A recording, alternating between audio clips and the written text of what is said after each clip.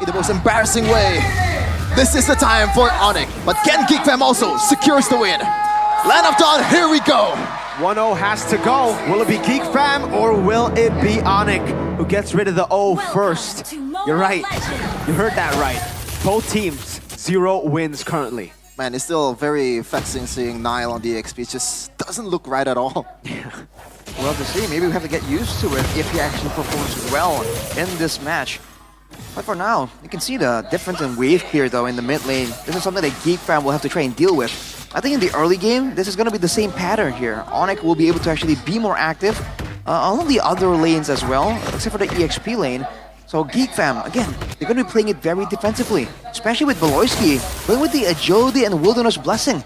He's not going for tankiness at all. He wants to be around the map, so it makes sense that he might be actually one of the only playmaking tools that Geek Fam have at their disposal.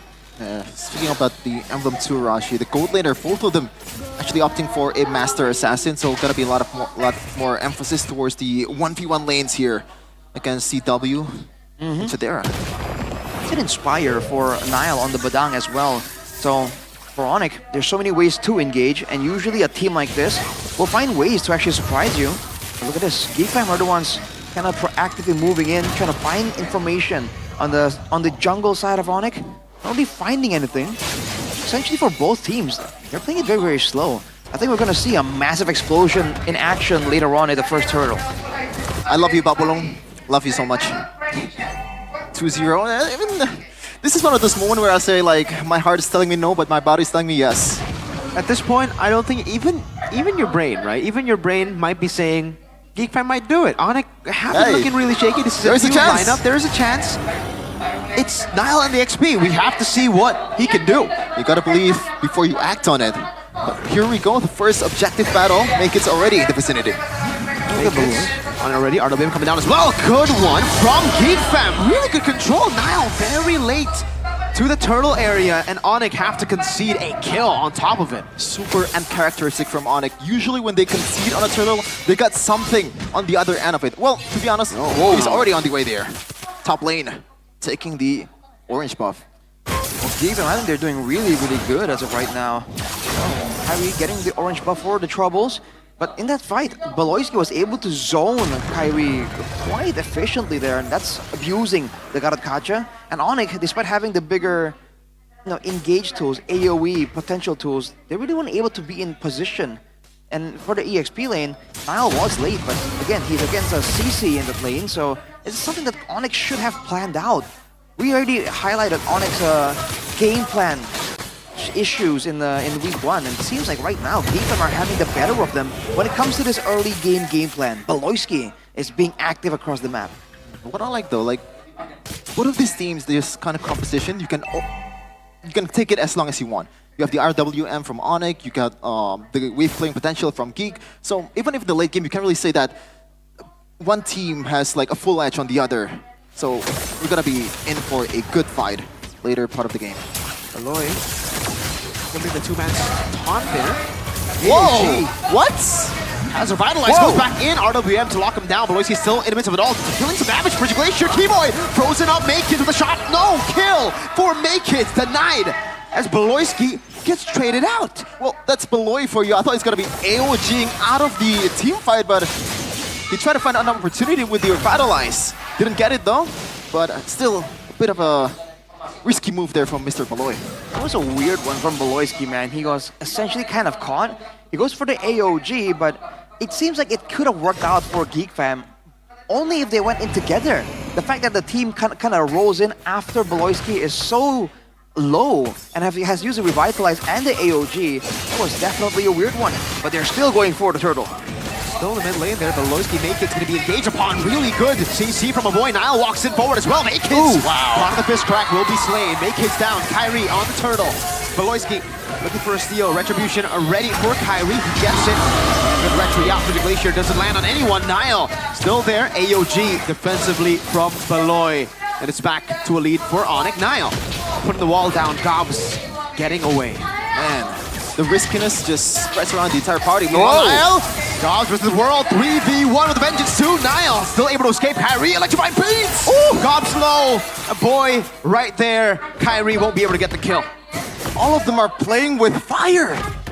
Man, for Geek fam, they're just going for all these risky plays. Again, Baloyski trying to find a pickoff there. Just doesn't land it. Whoa, Worldy bouncing. CW.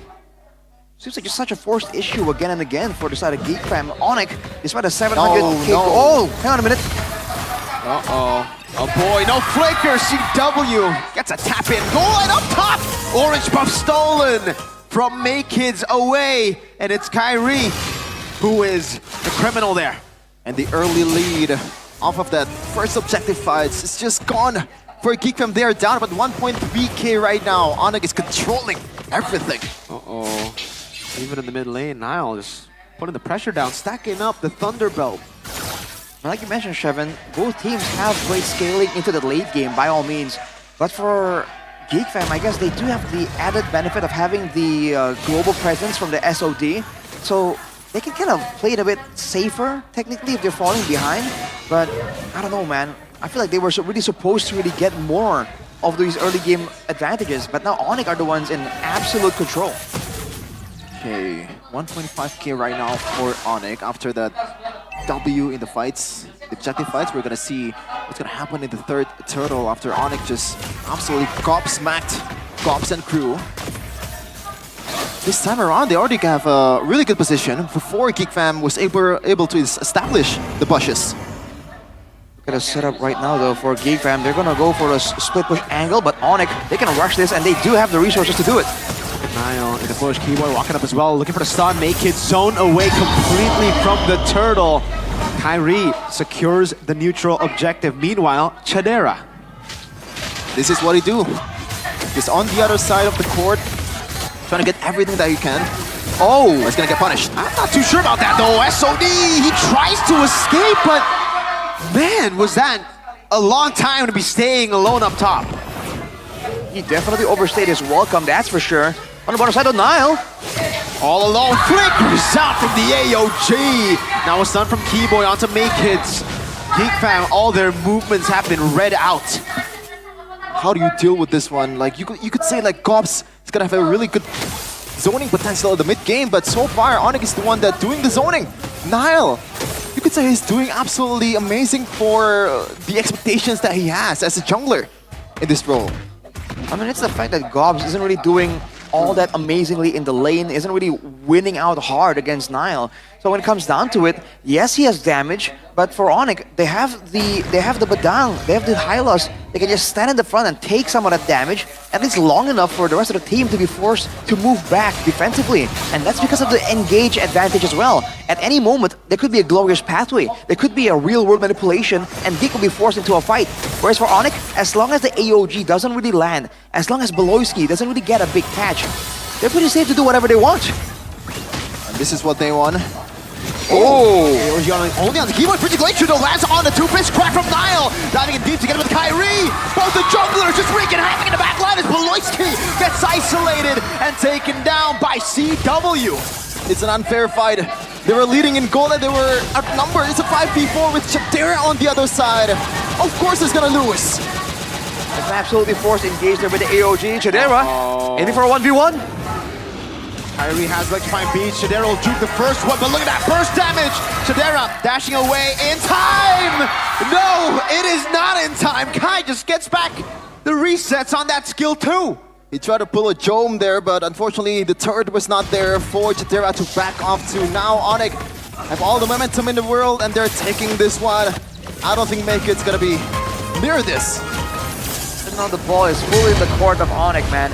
At this point, it's all about whether or not they make a mistake. Geek Fam are so limited on everything. They don't have the tankiness to withstand the poke coming in from Onic. They can't really match a full-on all-in either, even with their big combo, with the Frigid Glacier AOG combo. And even if they want to go for a split push, Chadera is way too weak. And he really can't really compete against Kyrie in a 1v1 situation. So Onic have all their bases covered. How do you deal with this one? Like only 5k in the span of 10 minutes. And they have this very infamously scaling hero in Bruno. A hero that pretty much dominated M6.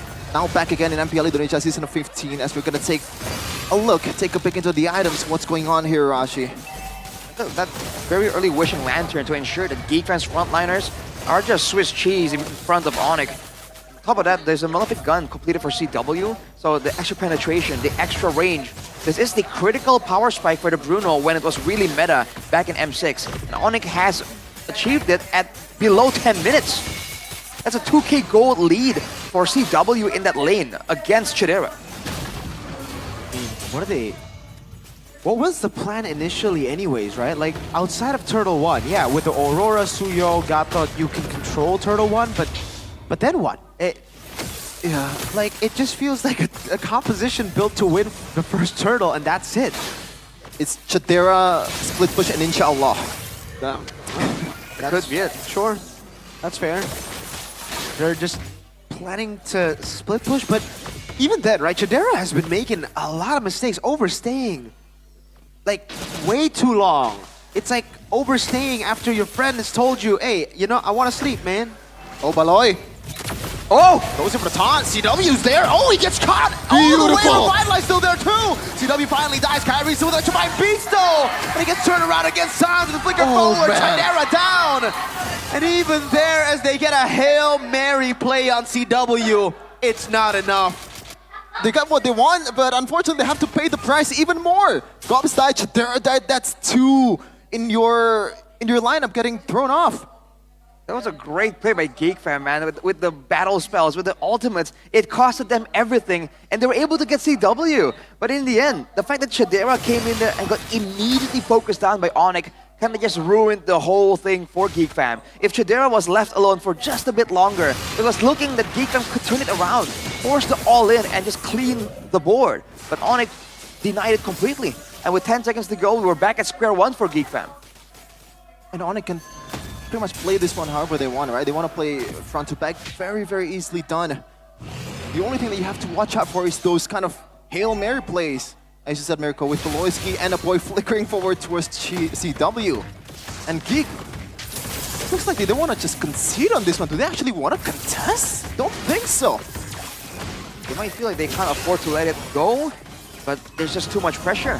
Geek fam will be forced to let it go, trade it for a turret.